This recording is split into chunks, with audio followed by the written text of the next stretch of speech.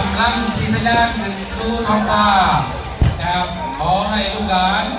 พี่น้องชาวตำบลช้างยาวตำบลใจเลี้ยงหลายๆตำบลหลายอำเภอหลายๆจังหวัดที่มาเกี่ยวข้องมาเบิ่งการต้องมาว่าไฟผู้ดำห้องสิ่งที่ได้หลายประการคุณตัดสินนะครับ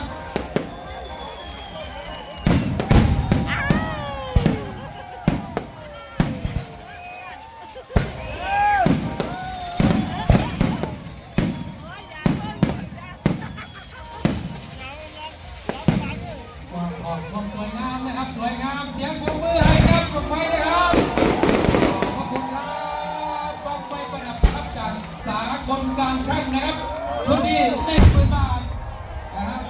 กองไฟแสนนี้สู่8,000ลุงซาซา